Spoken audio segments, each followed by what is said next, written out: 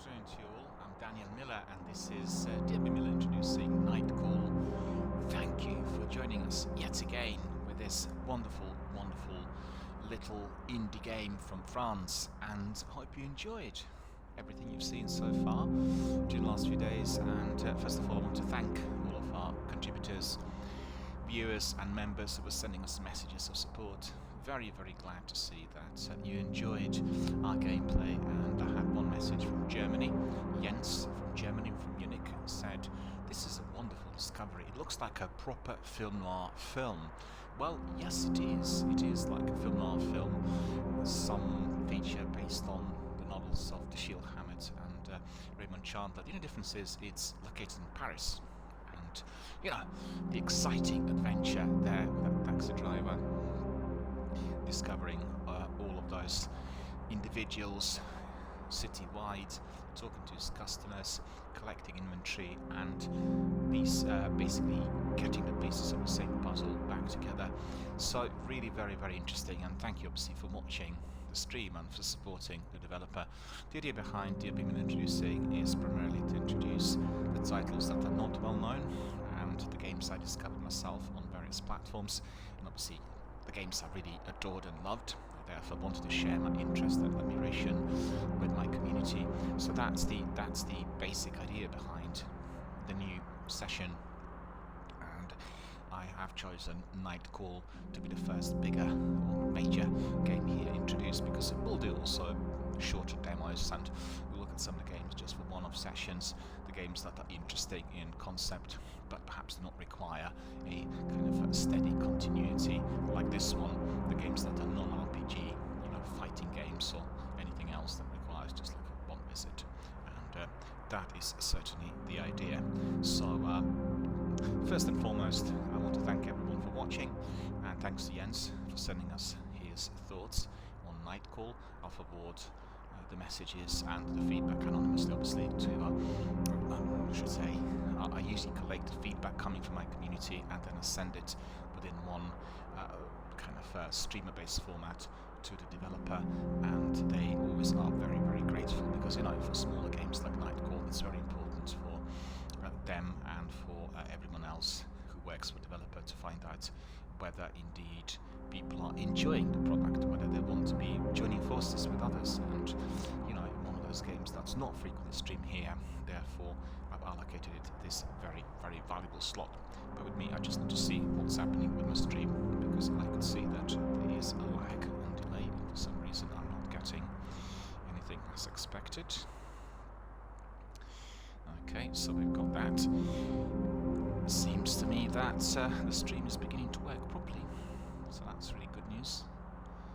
And let me just have a look. Bear with me. Always something, you know, with the tech. There's always an issue, and I can't understand for the life of me as to why people are so impatient.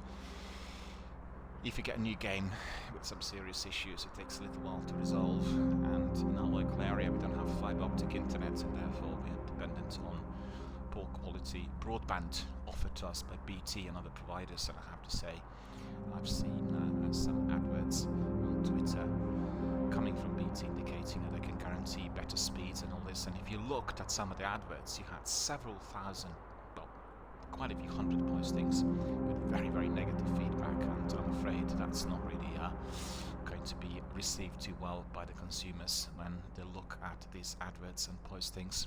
Anyway, that's a story for another day, but it does affect both the quality of my stream as well as our PvP participation. Still waiting for fibre to premises. They still have not provided it. They said it was going to be coming our way in the new year. We already have gone into 2021, so, you know, I have to be patient. Anyway, without further ado, this is a story about Paris, about Paris at night and all sorts of activities that take place in hidden corners of the city.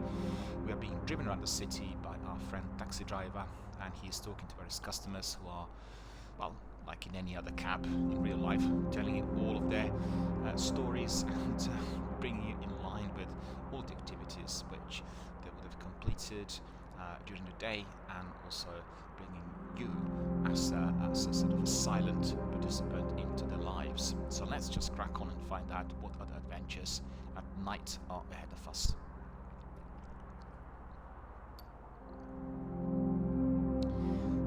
obviously continue. We had 3 nights spent on the road already, so we're doing like 1 night per day, more or less, and it gives us a very, very good sense of continuity. Alright. We need to take a few minutes to update your board with new clues. I thought I did. You suddenly overcome with the desire to sleep. You close your eyes, press your fingers to your eyelids and let out a yawn. You take your shoes off before getting to work.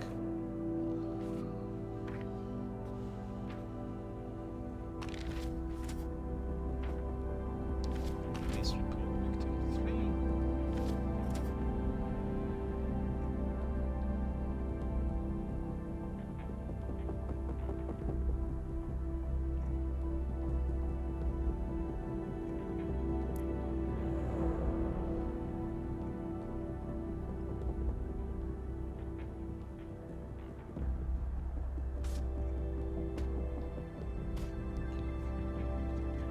At some point, allocate the appropriate tags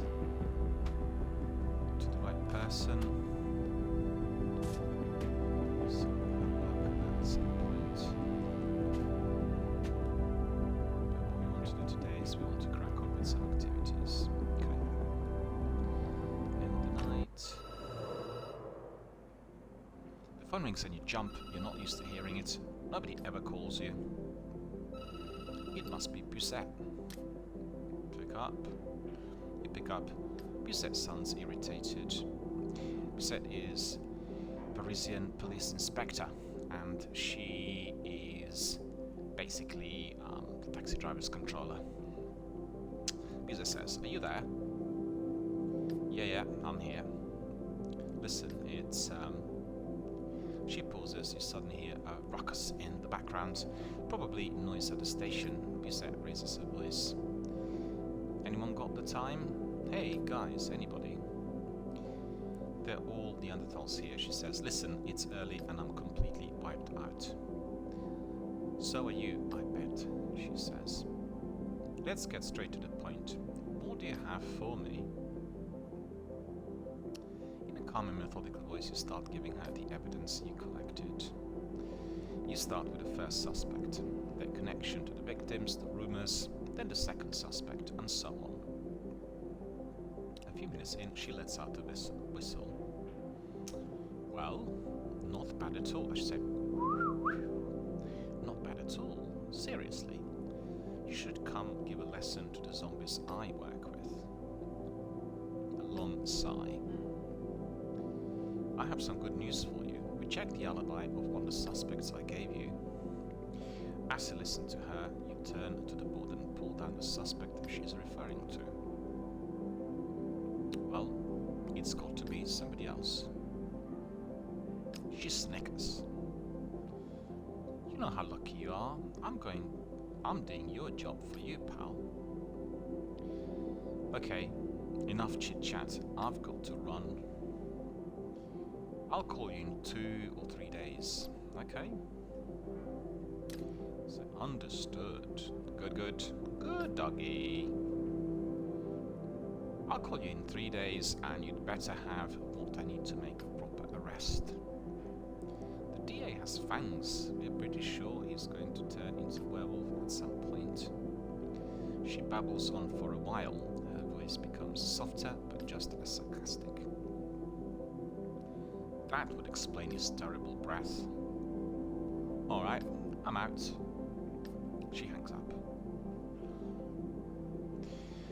You hold handsets to your ear for a while. You have just one thing in mind. Sleeping. And forgetting it all. So one suspect's gone. With a heavy hand, you wipe your tired face.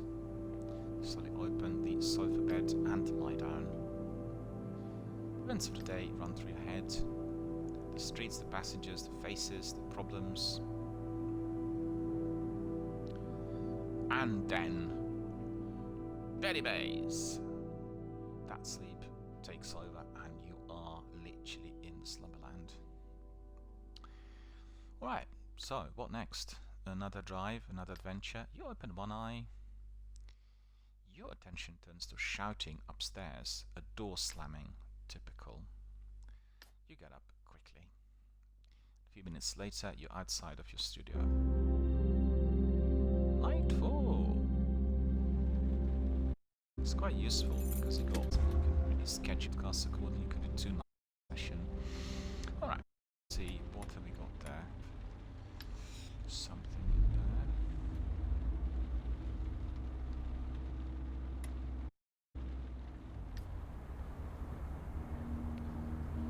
Police archives look like any other building in Paris. No sign, nothing to make it stand out, but this is where all the case files and criminal records are stored. You know the place very well. For several months you spent a lot of time with the woman who directed. She was a regular passenger, calling upon you almost every night, first as a driver and then, well, you could see her shape from across the street. You try to prevent your brain from going there, but it has a mind of its own. She's as beautiful as ever. You get out of a cab. You cross over to the sidewalk on the other side. I'm not going to lie, I was surprised by your request, Helen. She lights a cigarette. She still has that cold, distant look about her. But you know it's just a facade. You don't smoke anymore. Oh, I'm trying to quit. She has trouble articulating with a cigarette in her mouth. Good luck with that. I just can't manage. She runs a hand through her hair. A wedding band shines under a street lamp and you are freezing. Listen, I'm sure you know I'm not allowed to give you this kind of information. But if what you said was true, then you get the impression she's reaching for your side.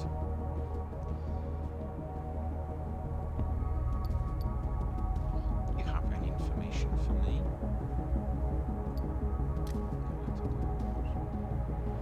Her hand brushes over your wound. You think about her body, her habits, how she used to call you in the middle of the night. I fished around, and the first three victims were not part of the data leak.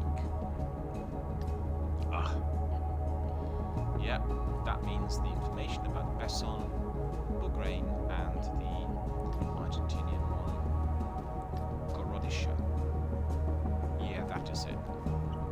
Gorodisha. It all came from someone who had access to their criminal records. Will that help? You attempt to smile. Yep, it's better than nothing. A moment of silence. Hélène takes the drag of a cigarette like there is no tomorrow. She paces a bit to cool herself up.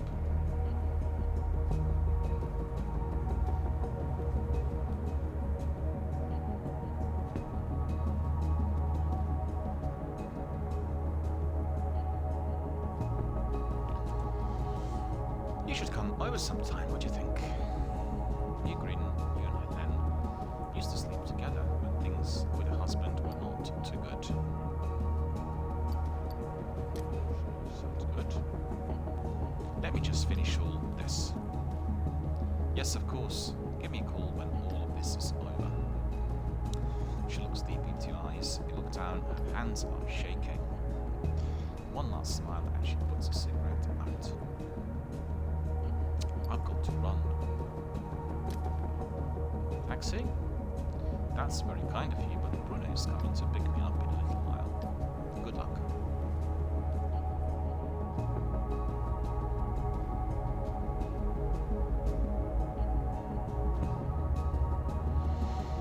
She reaches out to you affectionately and stops. You decide to cross the street to put some distance between you and her as quickly as possible. You get in your cab and rub your hands together. Time to get back to your shift. Time for myself.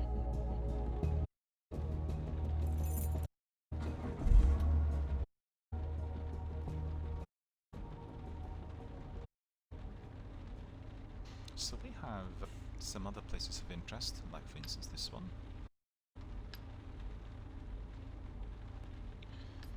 Always explore these places first because, you know, giving you clues, or indeed, if you were to leave them alone, just simply disappear. You leave your taxi behind and walk towards the last victim's building.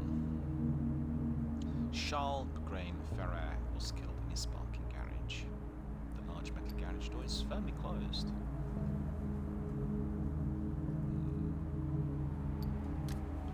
Look for another entrance.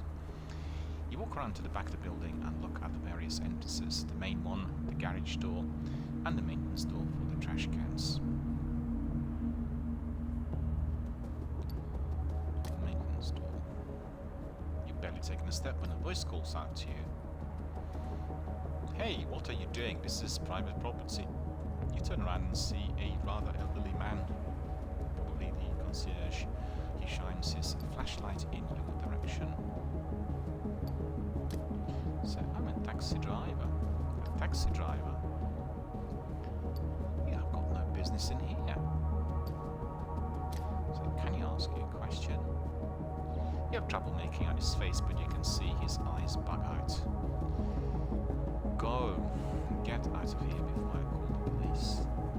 You leave the lobby. The concierge follows you and checks to make sure the door is firmly shut behind you. Get out. Right now. He comes back at the building. The furious concierge is gone. Settling behind the wheel, short of breath. So we basically didn't get anything from that. That's annoying.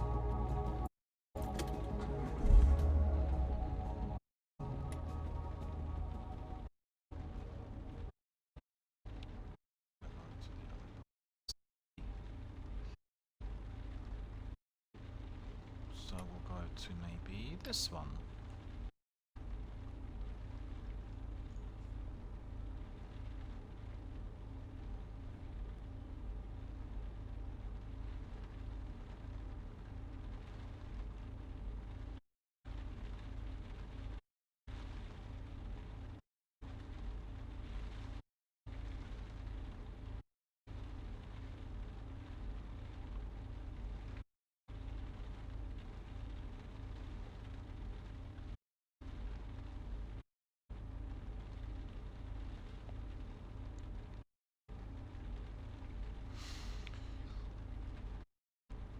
Roxana Krylova.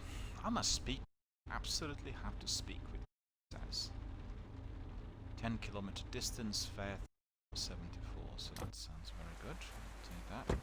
The door slams, followed by a freezing cold burst of air. You stare at your passenger for a moment in the rearview mirror. She's wearing a rather unusual get-up. You smile. Good evening. She nods before giving the taxi a detailed once, over with a blank look on her face. Everything okay? She doesn't seem to hear you and continues scanning every part of the cab. After a very long minute, she crosses and uncrosses her fingers. You sigh. You usually like weird passengers like her, the strange ones, but this one, there's something about her you really do not like. She clears her throat loudly. I came too early. He'll be here soon. She has a very strong Eastern European accent. Russian, maybe?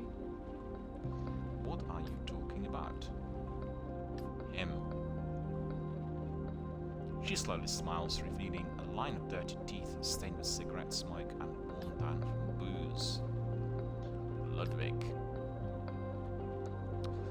The name may not ring a bell now, but soon. She stops.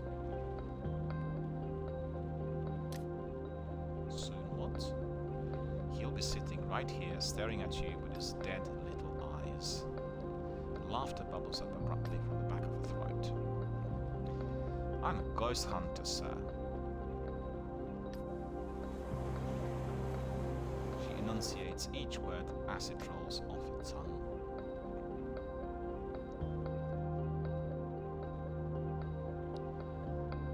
Let's see what the dialogue says in there. Up for some reason. Some creatures from the netherworld live among us, encrusting themselves onto our lives like barnacles.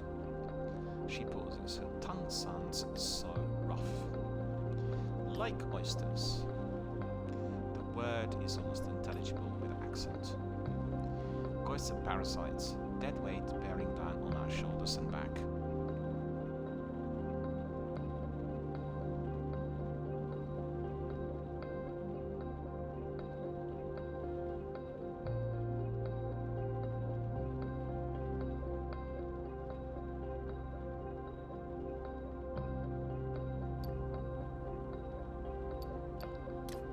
Let's talk. I'm not going to beat around the bush, sir. You need to keep two essential things in mind. Ludwig is evil incarnate. He is a tour guide from the underworld trying to sell you and your own death. His skull fingers gripping on the edge of your window, I can feel it, I know it. They'll soon be here, holding on, just like this. Her words make less and less sense, like she is going into a trance. You have two essential things to keep in mind, and that was the first. The second is even more important. Do not make him angry. Listen to him, help him, make friends with him. And if I talk to this ghost, what will happen? He will take you with him to the underworld for all eternity. Her fingers adjust her collar. She starts to get out. It's easy to think that Ludwig is a child, but he is no child. He's a creature that has lived for centuries. A demon, dangerous, violent. She lays a hand on the door handle. Don't forget, make friends no matter what. Hey, you haven't paid. She pauses, hardly able to contain her laughter. You folks are unbelievable. What folks? French people. I'm saving your life, and you want me to pay? Her laughter fills the cab. Hey! She gets out of the cab and walks away. Her step resonates on the cobblestones. She turns down a narrow street and the footsteps come to a halt. You sit in silence for a while until a damp feeling creeps up your back. Sweat and fear. Running in your veins. You open the window and let the icy cold Parisian air fill your cab. It's refreshing and it perks you up. Does this really exist? Isn't all of that just... No, you turn the key in the ignition and get back to your shift. None. A major con. I didn't get any money. That's very annoying, isn't it? I'll go to the next one. See who that is. You slow down a bit, you've just been hit with a migraine. You crack your window, icy Parisian air fills the cab. You need to rest. You need coffee. You need to close your eyes.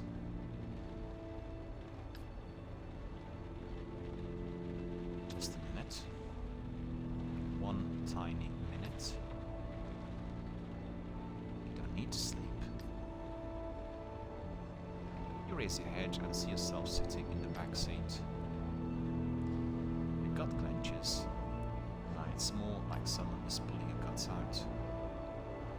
I look terrible, I know. No surprise considering everything I eat, right? He smirks, and maybe it's just a smile. You can't quite tell. I've just got one thing to say. It will not take too long. You'll be able to get back to defending the weak and the poor right after. Maybe cleaning up your reputation as well, and that pretty face of yours. Every once in a while, I picture us on the night Dad died. You remember? Your mouth is burning like you have hot coals on your tongue. I remember. All that hate you had built up inside. It was incredible.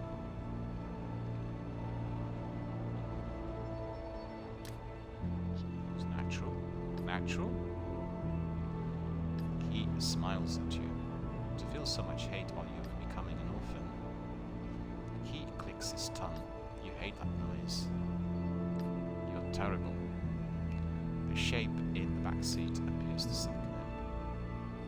I saw that hate. It was aimed at me. You threw it all in my hands. I wanted you dead. I wanted to poke your eyes out. You see his teeth flash in the rearview mirror. But you only had eyes for Mum and everybody else. You could tell they were not doing particularly well. You can get it. You feel a shooting pain in your arm. Every time neighbors, friends came to the door to offer their condolences, they said they were sorry that he was too young. You wanted to scream at them, tell them they did not understand anything. You kept your mouth shut, didn't you?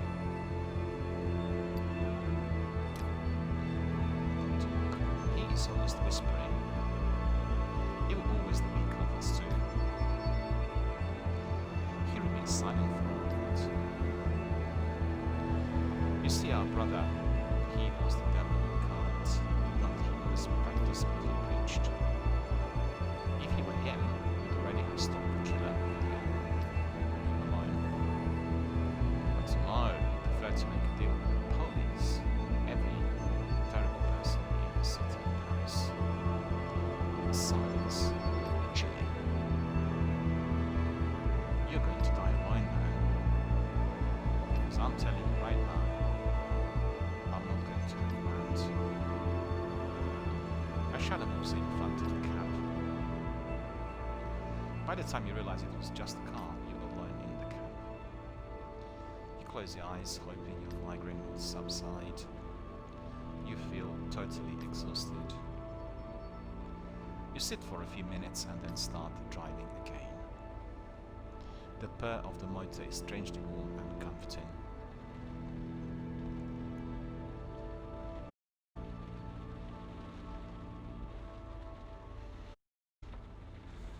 Well, what happened to my ride? Let me see. So it's quite close to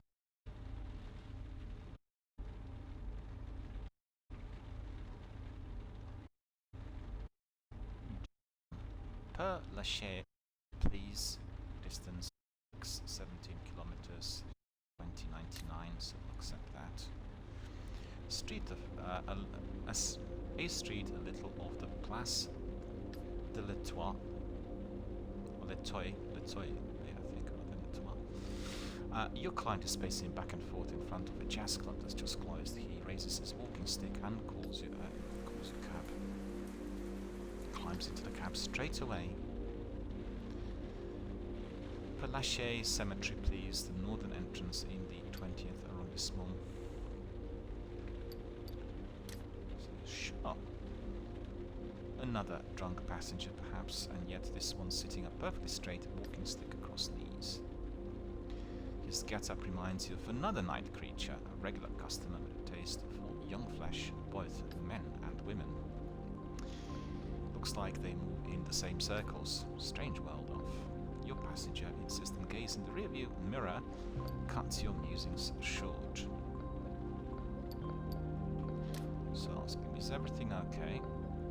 Say I'm a little hungry. And you? No, I'm just off my break. What a pity, I would have asked you to share a little morsel with me. Are you perfectly sure? Your passenger tilts his head slightly to one side, an amused twinkle in his eye. Perhaps even hunger.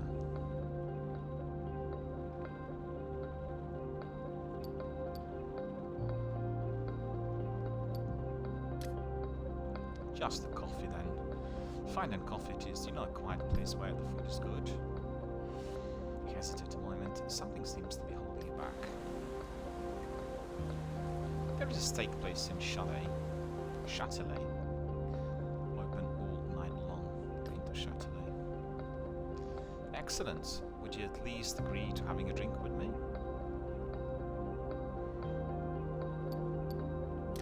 I never drink on duty. He breathes a theatrical sigh. What a pity. I'm absolutely famished. I say famished, you know. Many people use this word nowadays, actually. The ride continues in silence. Your passenger appears increasingly restless. He's fiddling with his walking stick, his eyes darting this way and that.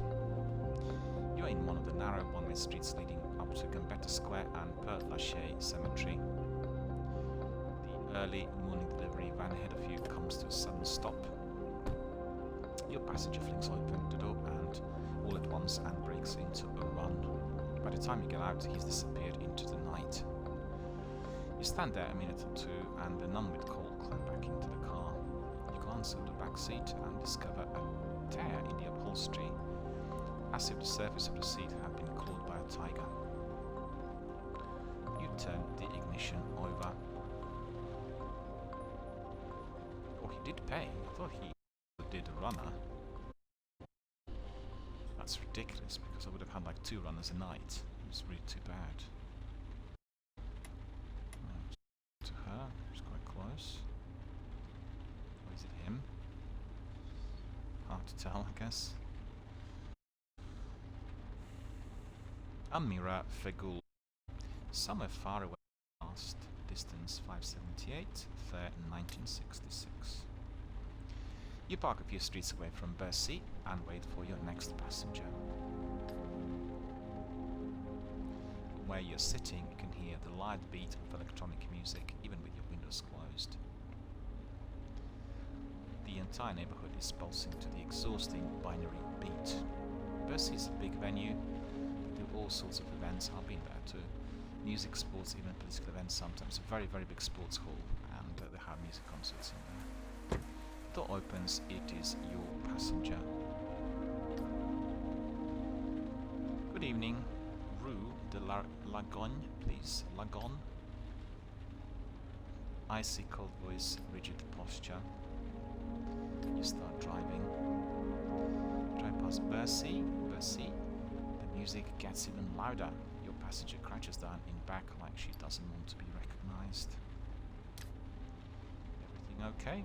I just want to go home as quickly as possible. Her voice is like a drifting iceberg.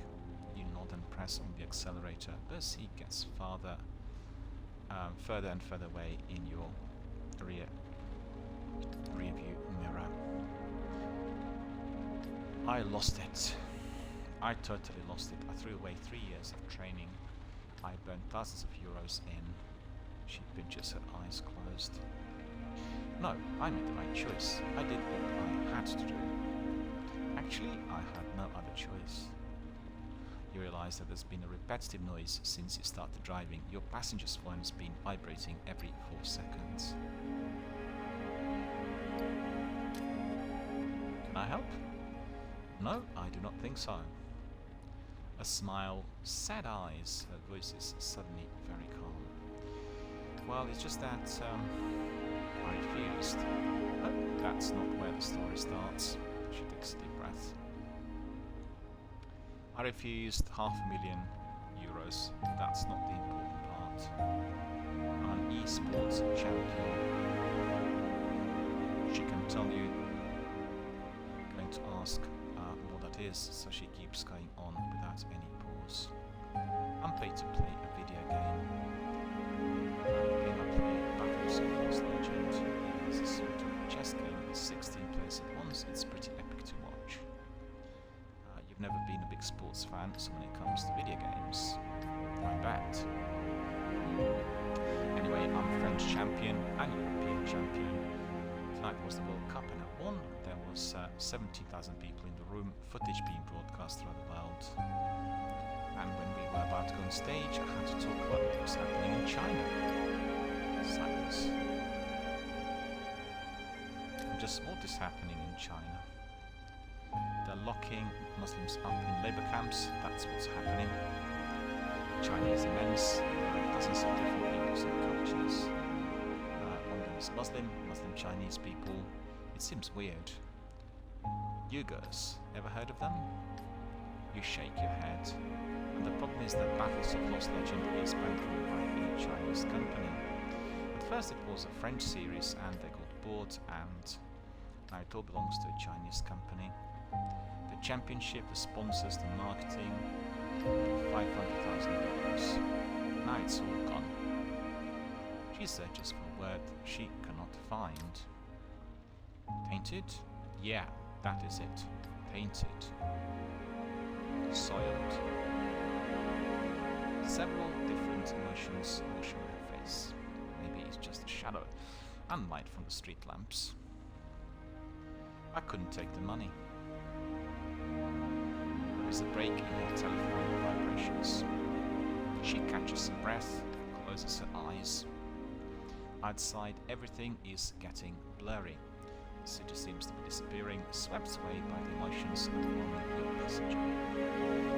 I couldn't take it. I'm a Muslim, and no, that's not even it. I simply can't accept this situation, just like I couldn't accept the terrorist attacks, so I took to the streets. I protested. I just can't do things halfway. I can't be outraged without doing something about it.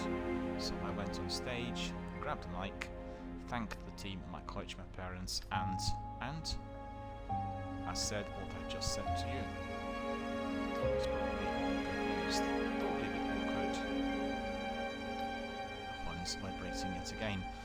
All I remember is saying, "You go." I'm not sure about the rest. They tried to stop me, took the mic out of my hands, on the stage. I was dead silent. They screamed at me. Someone shook me. They'll take my money away, my win too. Probably they'll give it to somebody else. I don't know. I don't care. All my grocery bathers in the street in bright light. Two men are sitting, smoking in front of the fruit and vegetable stand in the freezing cold. Passenger hands you enough for the fare. Fingers are shaking. Thank you. No reaction on her part.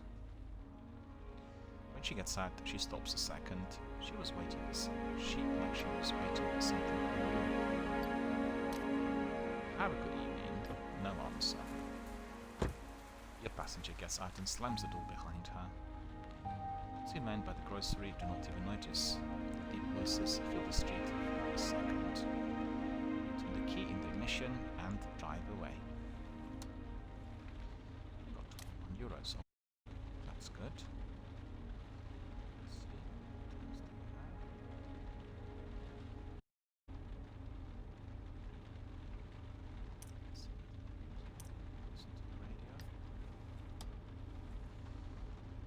Your finger is poised in front of the car radio. You're trying to find something to listen to. Listen to the news. You happen upon the nighttime news. Between two unsavory news items, the anchor brings up Paris syndrome. The sort of panic attack tourists, particularly from Japan, experience when they discover Paris is not as pristine as they imagined. Many tourists cut their visits short as a result of the shock. As soon as the news is over, you turn the radio off so that the cab is silent. There's nothing really on the news. I thought perhaps we'd get some clues on our investigation. So where are we? Probably right to him. He's quite close to us.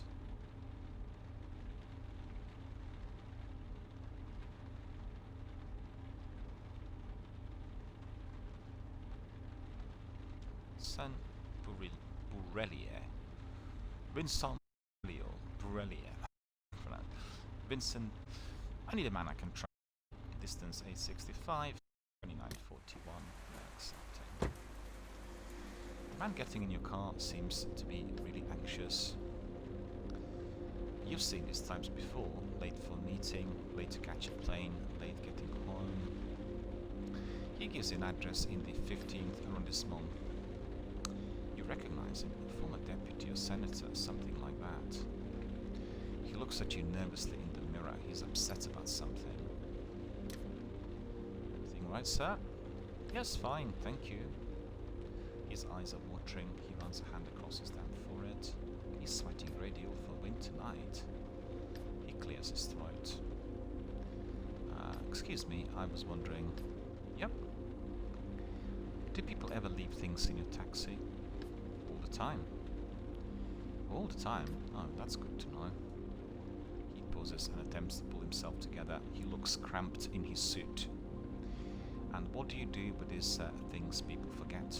Do you keep them? We take them back to the central office and wait for somebody to claim them. I mean, fine, very good. How civil of you. Good job. He pauses again. Do you need anything?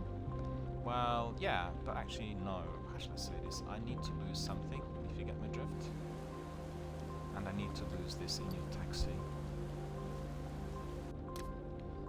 I don't understand. Sorry, are you an explanation? I just got out of a meeting and it was awful. Sighing to himself, he adds. Awful. I've always been loyal to the party, you know. I've always followed orders, got the job done.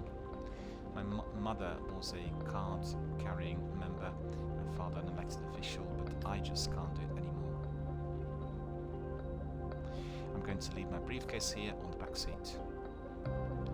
A moment goes by, he stares at you. You might say it was an oversight, you see. And then what happens? And then somebody will take care of the briefcase. When you drop the taxi off, bring the briefcase to the head office and somebody will come and pick it up. He takes a deep breath. This country we live in is going to hell in a handbasket. Everyone running it is corrupt. They've sold out, they're thieves, all of them. He slowly lays the briefcase beside him. We have lunch with lobbyists, dinner with bankers. We should burn everything and then start from scratch. Sometimes a dream will all get sick, be swept away by a political plague. The full for suits. He pauses, exhales, shakes. I can't bear to see them spend €600 on a meal when they just decided to close a hospital that suddenly became too costly to maintain. 6 months ago, we refused to vote for a law that would have prevented the building in Pantan from burning down. Do you remember? 6 months ago, we could have saved 75 people. He stumbles over the next words. The public housing minister, when we presented that individual with the bill, he was bursting out laughing. As if the people living in those crumbling buildings were just peons.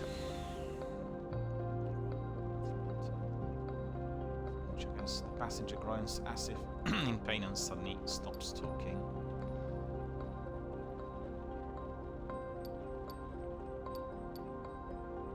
What are you going to do now? I'm going to sleep. Then they'll send me to prison. Or worse, to a far-off ward. Some overseas territory, Guyana or something like that. He struggles to swallow.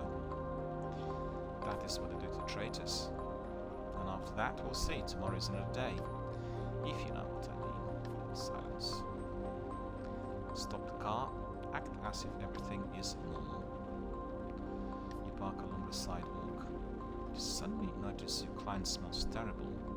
Sour, pungent, BO, almost unbearable. He pays his fare and slips you an extra bill. Your compensation. He gets out and walks away quickly without turning back. You open the window to air out the cab. So, 57 we are received.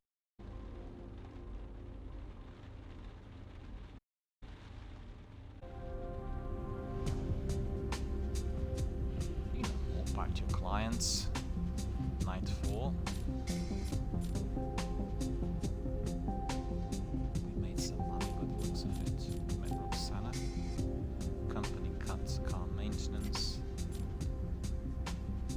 You're not making a lot of money.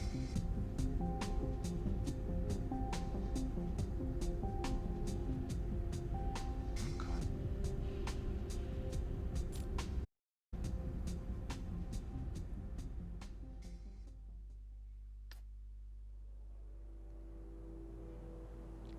You take a few minutes to update your board with your new clues.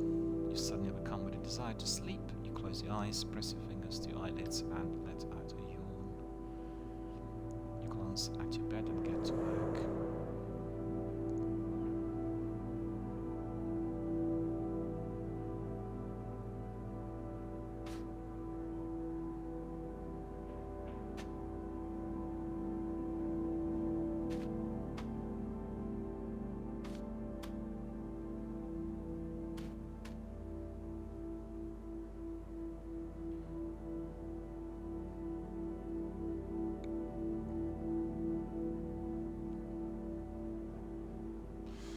my friends, so that will really be it for today.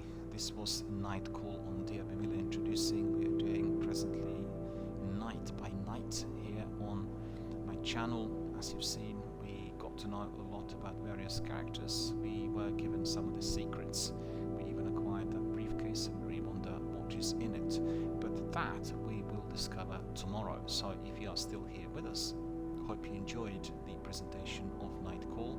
It's part of our new series where we're introducing the games which are not particularly well known, and we'll have quite a selection. This is just the first one in a line of many. And we'll continue with our regular Warzone stream very shortly, so stay with us on the channel, and Warzone will commence in about 10 minutes. So see you all there.